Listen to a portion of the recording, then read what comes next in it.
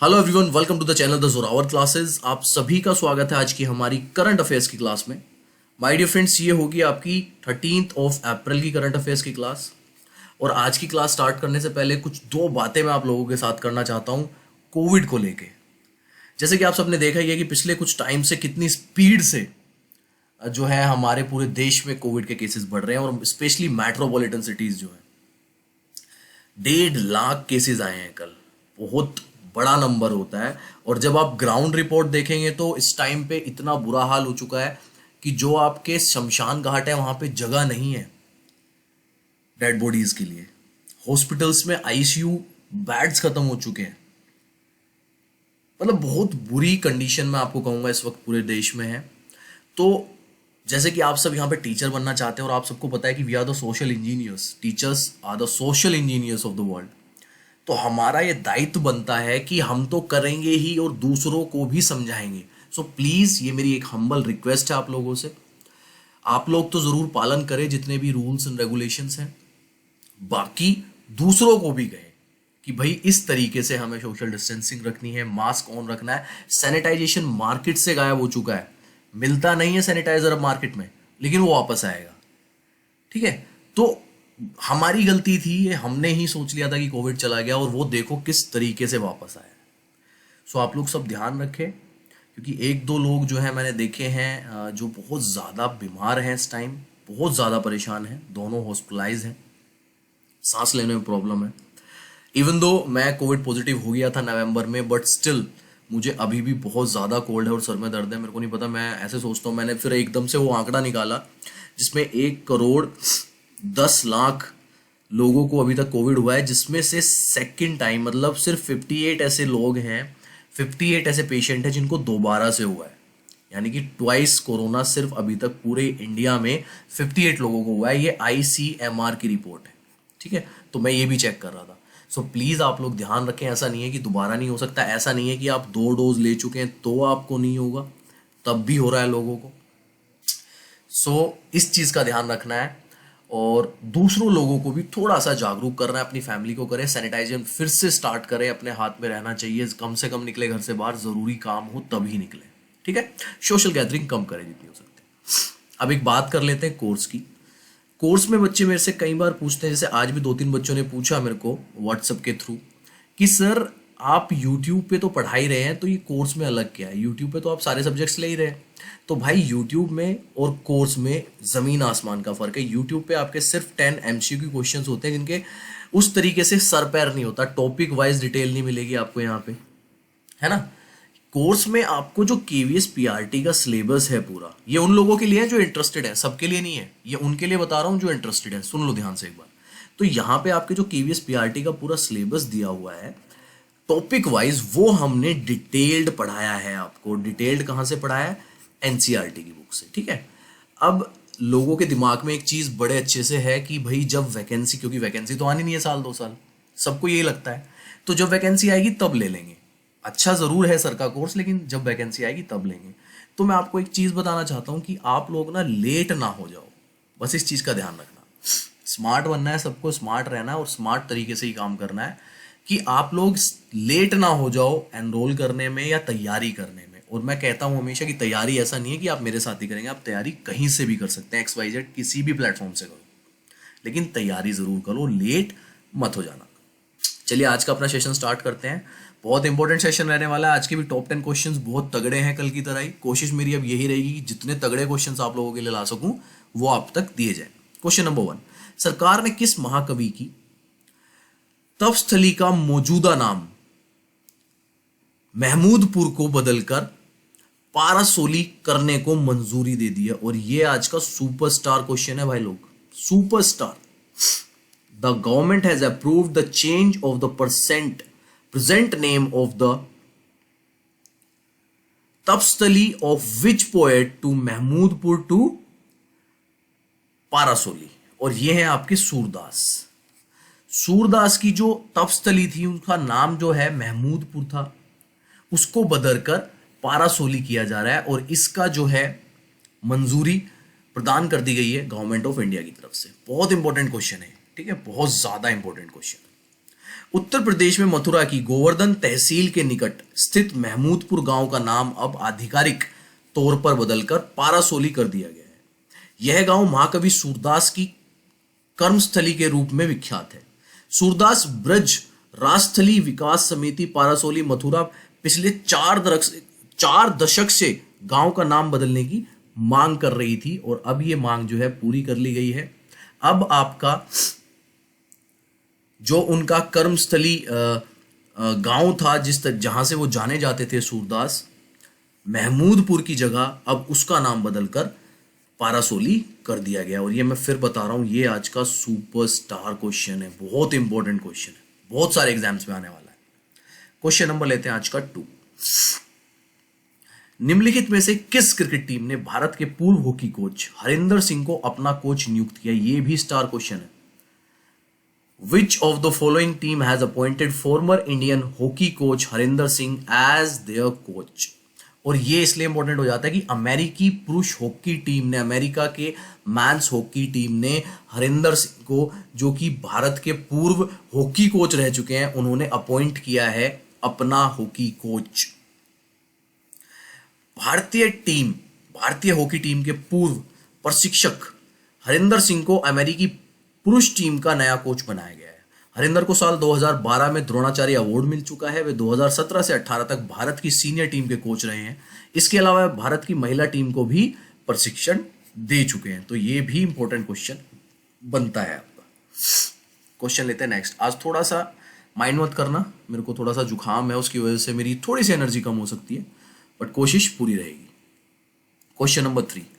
भारतीय reserve bank RBI ने payment बैंकों के लिए डिपॉजिट लिमिट को 1 लाख रुपए से बढ़ाकर कितने लाख रुपए कर दिया है? ये मैं इसको सुपर इंपॉर्टेंट कहूंगा क्योंकि ये डेली टू डेली लाइफ से जुड़ा हुआ है। The reserve bank of India RBI has increase the deposit limit for payment banks from 1 lakh rupees to how many lakh rupees? ये बहुत इंपॉर्टेंट क्वेश्चन बनता है अपने आप में कि जो डिपॉजिट अमाउंट 1 लाख होती थी वो बढ़ाकर अब 2 लाख कर दी गई है, डबल कर दिया गया है। तो ये बहुत इंपॉर्टेंट हो जाता है क्वेश्चन। भारतीय रिजर्व बैंक आरबीआई ने पेमेंट बैंकों के लिए डिपॉजिट लिमिट बढ़ा दी है। आरबीआई ने पेमेंट बैंकों के लिए डिपॉजिट लिमिट को 1 लाख से बढ़ाकर 2 लाख कर दिया है। 1 मिनट देना भाई मुझे।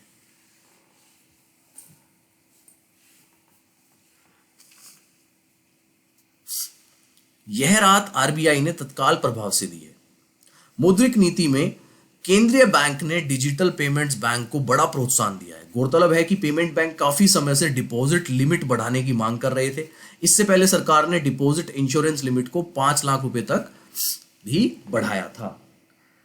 तो ये चीज जो है अपन को याद रखनी है। अच्छा क्वेश्चन है ये बहुत ही। चलिए नेक्स्ट क्वेश्चन लेते हैं। Question number 4। भाई हाथ में ना रुमाल लेके बैठना पड़ गया। सीआरपीएफ शौर्य दिवस निम्न में से किस दिन मनाया जाता है? ये भी इंपॉर्टेंट क्वेश्चन हो गया जी। सीआरपीएफ शौर्य दिवस is observed on which of the following day? और ये मनाते हैं जी हम हर साल 9 अप्रैल को। ठीक है, ध्यान रखना है सीआरपीएफ शौर्य दिवस। भाई देश तो मैं इस तरीके से करा रहा हूं आपको, मुझे नहीं लगता कि कोई डे हमने छोड़ा होगा। हर साल 9 अप्रैल को पूरे भारत में सीआरपीएफ शौर्य दिवस के रूप में मनाया जाता है। 2021 में 56वां सीआरपीएफ शौर्य दिवस मनाया जा रहा है। सीआरपीएफ की एक छोटी टुकड़ी ने 9 अप्रैल 1965 को पाकिस्तान के खिलाफ कच्छ के रण में 34 पाकिस्तानी सैनिकों का सफाया किया था। यह पहली बार था जब पूर्ण रूप से पैदल सेना की टुकड़ी ने पाकिस्तान की सेना के विरुद्ध सफल लड़ाई लड़ी।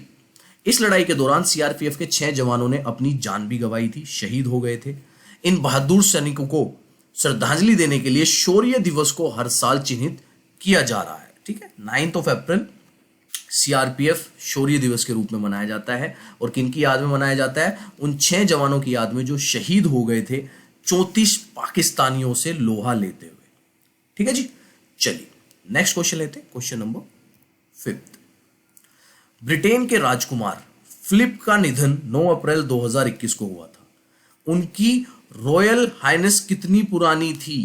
दैट्स मीन यहां पे एज ही पूछी है उनकी। Prince Philip of Britain died on 9 April 2021। How old was his royal highness? ये बहुत इंपॉर्टेंट क्वेश्चन है, पूरे वर्ल्ड ने ट्वीट किया था। अगर आप न्यूज वगैरह में रहते हैं तो आपको पता लगा होगा। He was 99 years old. 99 years old. ये नाम याद रखना है, प्रिंस फिलिप। ठीक है, बहुत इंपॉर्टेंट क्वेश्चन है। ब्रिटेन के प्रिंस फिलिप एडिनबर्ग के ड्यूक का 99 यानी कि 99 वर्ष की उम्र में 9 अप्रैल 2021 को निधन हो गया। प्रिंस फिलिप ब्रिटिश इतिहास में सबसे लंबे समय तक सेवा देने वाले शाही संघ थे। उनकी पत्नी की 69 साल की उम्र में ही अपना जो है शासनकाल पूरा कर लिया था।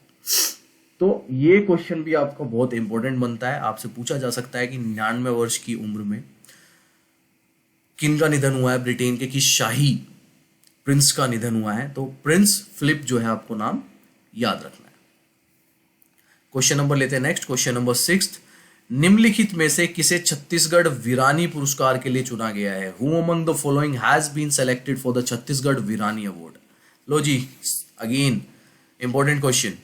दूती चंद, नाम याद रखना है, Duti Chand for the Chhattisgarh Veerani award के लिए सम्मानित किया गया है। दूती चंद को 14 अप्रैल 2021 को होने वाले पुरस्कारों के उद्घाटन संस्करण में छत्तीसगढ़ वीरानी पुरस्कार से सम्मानित किया जाएगा। दूती चंद, ये लगा लेना, दूती चंद नाम याद रखना है। ठीक है, बहुत इंपॉर्टेंट क्वेश्चन है ये भी। क्वेश्चन लेते हैं नेक्स्ट, क्वेश्चन नंबर 7। कौन सा वित्तीय संस्थान समय समय पर वित्तीय समावेशन सूचांक प्रकाशित करेगा? Which financial institute will publish the financial inclusion index from time to time? और ये है आपका reserve bank of India, RBI, जो कि टाइम टू टाइम क्या पब्लिश करने वाला है? फाइनेंशियल इंक्लूजन इंडेक्स, वित्तीय समावेशन सूचांक, याद रखना है भाई, आरबीआई। भारतीय रिजर्व बैंक वित्तीय समावेशन सूचांक का निर्माण और समय समय पर प्रकाशन करेगा। सूचांक देश में वित्तीय समावेशन की सीमा को मापेगा। यह जुलाई के महीने में सालाना प्रकाशित किया जाएगा। हर साल जुलाई के मंथ में जो है इसका पब्लिकेशन होगा बाय आरबीआई। क्वेश्चन नंबर लेते हैं आज का 8। एक नवीनतम खोज में ईएसए खगोलविदों के एक समूह ने कितने नए कवासरों की खोज की है? In a latest discovery how many new quasars have been discovered by a group of ESA astronomers? और ये हैं जी 12 कवासरों की जो है खोज की गई है खगोलविदों के द्वारा। यूरोपीय अंतरिक्ष एजेंसी के खगोलविदों के एक समूह ने 12 नए कवासकरों की खोज की है, जो स्वाभाविक रूप से होने वाले ब्रह्मांडीय लेंस द्वारा विकृत हो गए हैं और 4 समान छवियों में विभाजित भी दिखाई दिए हैं। ठीक है जी, ये हो गया आपका नेक्स्ट क्वेश्चन, क्वेश्चन नंबर 8। आज लेते हैं आज का second last question, question number 9। Important question है जी। वियतनाम का नया राष्ट्रपति कौन बने हैं? Who is the new president of Vietnam? और ये हैं आपके गुयेन जुआन फुक। क्या नाम है भाई, गुयेन जुआन फुक। जीप टेढ़ी हो जाती है मेरी तो।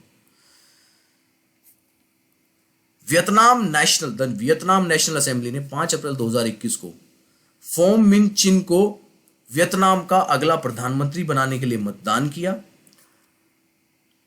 निवर्तमान प्रधानमंत्री गुयेन जुआन फुक को देश का नया प्रधानमंत्री नियुक्त किया गया। देखिए यहां पे 2 चीजें हैं, राष्ट्रपति तो हो गए आपके गुयेन जुआन फुक, जो कि पहले वहां के पीएम थे, प्राइम मिनिस्टर थे, और वहां के नए प्राइम मिनिस्टर जो हैं वो हैं आपके फाम मिन चिन जो है आपके वहां के नए पीएम हैं, प्रधानमंत्री हैं, और वहां के नए राष्ट्रपति जो हैं वो गुयेन जुआन फुक, जो कि वहां पे पहले प्रधानमंत्री थे इनसे पहले। ठीक है, आज का लास्ट क्वेश्चन ले लेते हैं, क्वेश्चन नंबर 10। वजोसा उस्मानी सर्दियों ने किस बाल्कन राष्ट्र की दूसरी महिला राष्ट्रपति के रूप में शपथ ली है? Vjosa Osmani Sadriu was sworn in as the second female president of which Balkan nation? और यह है आपका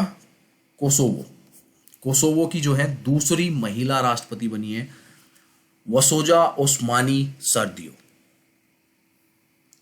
वसोजा उस्मानी सर्दियों को युद्ध के बाद कोसोवो की दूसरी महिला राष्ट्रपति के रूप में शपथ दिलाई गई और 4 अप्रैल 2021 को 7वीं कुल मिलाकर उन्हें 5 साल की अवधि के लिए शपथ दिलाई गई है। भाई ये आज के आपके टॉप 10 क्वेश्चंस हैं। सॉरी आज का मेरा थोड़ा सा जो मेरा रहता है पढ़ाने का जोश वगैरह वो इस कोल्ड की वजह से बहुत कम था, बट आई होप आपको जो है क्वेश्चंस पसंद आए होंगे।